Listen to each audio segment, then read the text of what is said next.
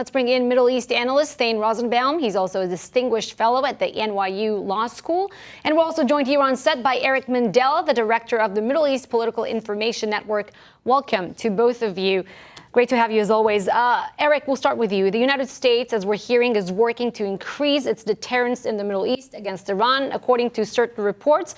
Also might be considering some tactical assault against Iran. Now, given the fact that acting defense secretary just resigned and all the developments that we're reading, do you think that the White House has to turn to the U.S. Congress if it really is about to take some military action against Iran? Well, I'm sure that the Democratic part of the Congress would like that to occur, but this is not something that rises to the level of an act of war, so I don't believe that's necessary. So I just want to step back for some context. How did we get here?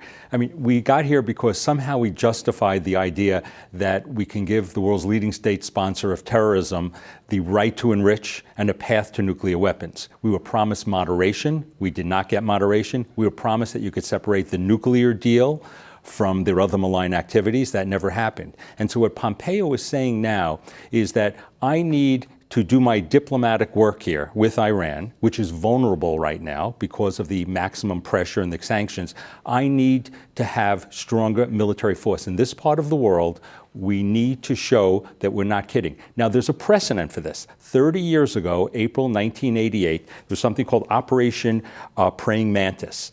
And an American frigate was hit, the Samuel Roberts, and there was no casualties, but America responded at that, killing 90 Iranians, 300 were injured, hitting 2 platforms with missiles, and this was during the Iran-Iraq war. So this is not precedented. There was no clear act of war in the sense this was a retaliation because we're keeping up the international straits of Hormuz open. And so if that goes on, that's what we have to do. So we don't have to go to Congress.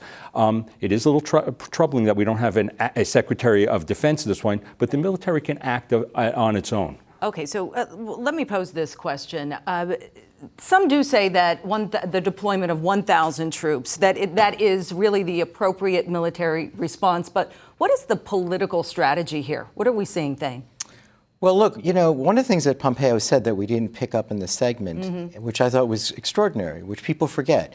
This is not 2.5 years of hostility.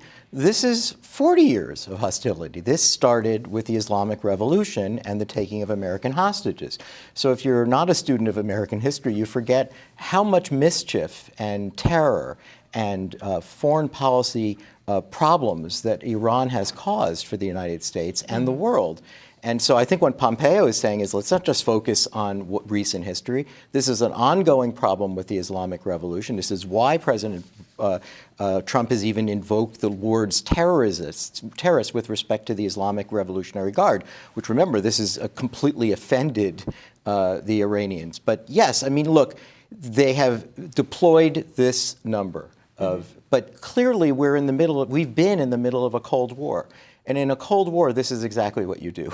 You have these skirmishes, little hostilities, a lot of diplomatic smack talk, but you don't actually have a resulting war. So Eric, Pompeo is saying what Thane is here quoting is that the tensions didn't start with President Trump pulling out of the nuclear deal. Do you think Europe gets it, though? Europe has a long history of trying to placate terrorists or terrorist sponsors like Iran. You can go back to the 1970s, the 80s, where they released terrorists who had hijacked planes, people with blood on their hands, even their own citizens' blood. So Europeans who, quote that we are thinking about human rights and war, somehow they're happy to get in bed with this theocracy. So the Europeans are going to want to help them through Instex. They want to bypass this. We do want to have a diplomatic solution. All right.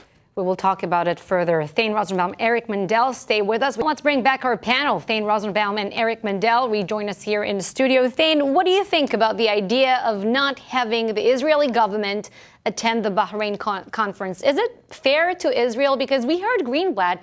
Basically, the only reason we see this happening is because the Palestinians rejected their invitation out of hand. Right. Look, I was never in favor of the Israelis coming, even if the Palestinians were coming. I think this is a conference in a workshop that its genuine purpose is for Palestinian prosperity.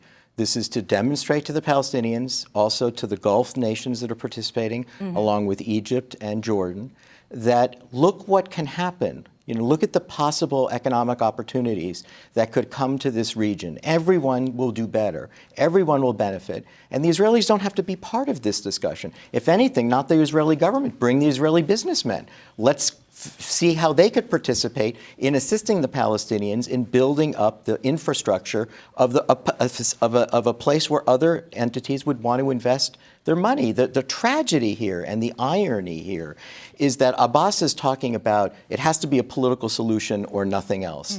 And the reality is they've passed on other opportunities for political solutions 4 other times.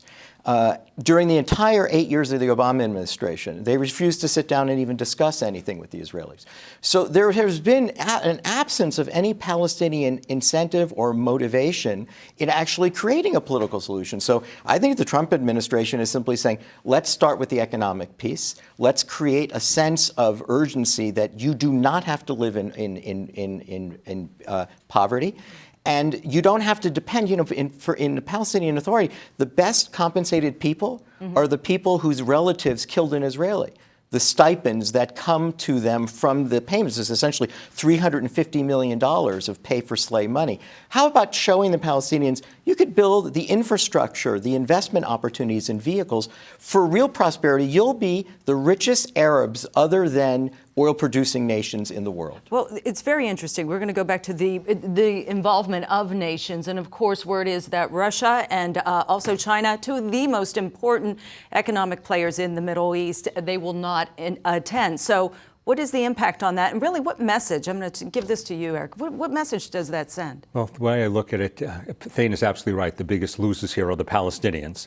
But what I see here is really lining up the players on both sides on the Iran deal. So you basically have Iran on one side and its allies who are not there, Qatar, Turkey, Russia, right. China, who needs Iranian oil. And on the other side, you have their arch enemies, the Gulf states, the Saudis, the Emirates, Egypt, Israel. And so to me, this is sort of a different way of playing out the Iranian conflict.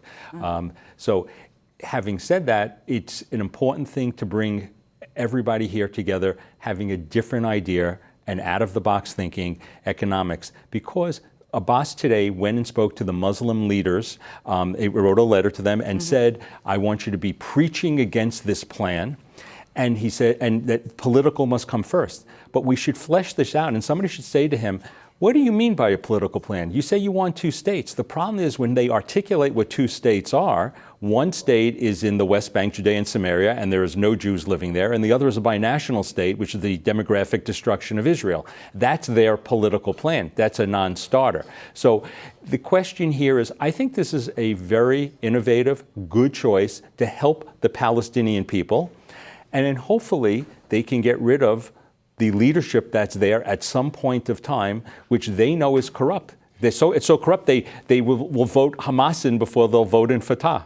Thane, really briefly, we know that a Trump peace team is not going to speak in the old traditional terms of the 2-state solution based on the 1967 border with East Jerusalem as a future Palestinian capital, which is what some of these Arab states attending the Bahrain summit say they back. So is it lip service they're giving to the Palestinians or lip service they're paying to the White House peace team?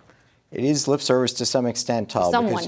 Because look, what is the definition? We have a doctor on our set. The definition of insanity is saying the same thing over and over and expecting a different result. We've been repeating the words 2-state solution since the 1967 end of the war, and we've produced no solution. It's an irresolution, no resolving possibilities at all. So yes, we can invoke the words, but I do think that these Arab states, when they're saying it, they're doing it to placate the Palestinians, but their real interest is the point that Eric made. Iran. Stick with us on Iran, and we'll sell out the Palestinians if necessary, at least on the 2-state solution model. All right, we have to leave it here. Thane Rosenbaum, Eric Mandel, thank you so much.